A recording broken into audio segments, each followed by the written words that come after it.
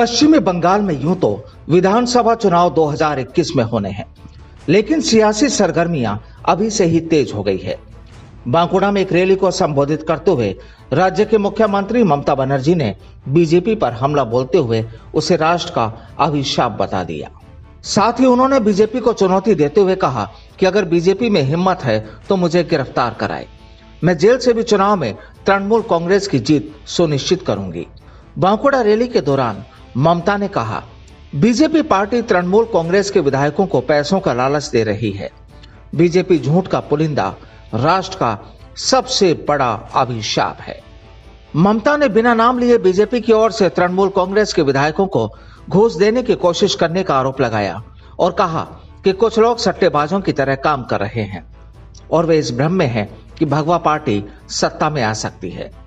आपको बता दें कि राज्य में अगले साल अप्रैल मई में 294 विधानसभा सीटों पर चुनाव होने हैं और कोरोना काल में ममता बनर्जी की यह पहली सार्वजनिक रैली थी।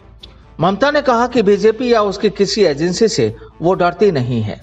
जब भी चुनाव आता है वे तृणमूल कांग्रेस के नेताओं को डराने के लिए नारद जैसे स्टिंग ऑपरेशन और शारदा घोटाले का मुद्दा उठा लेते हैं। अगर उनके पास हिम्मत है तो वे मुझे गिरफ्तार कर सकते हैं और मुझे सलाखों के पीछे डाल सकते हैं। मैं जेल से ही चुनाव लड़ूंगी और टीएमसी की जीत सुनिश्चित करूंगी। वहीं दूसरी ओर विधानसभा चुनाव के लिए एक बार फिर कांग्रेस और लेफ्ट ने हाथ मिलाया है।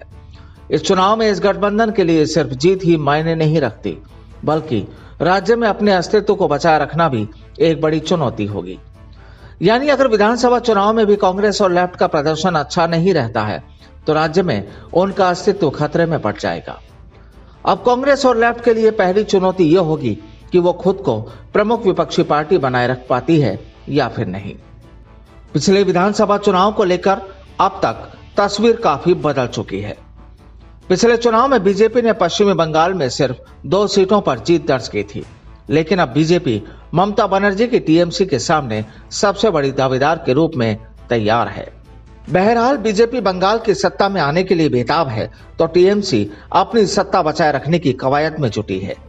ममता बनर्जी सियासी रणभूमि में उतरकर अपने राजनीतिक समीकरण दुरुस्त कर रही है। उनका फोकस उन इलाकों और जातीय समीकरणों पर है जिस पर बीजेपी नजर टिकाए हुए है। Bureau report, the fact India.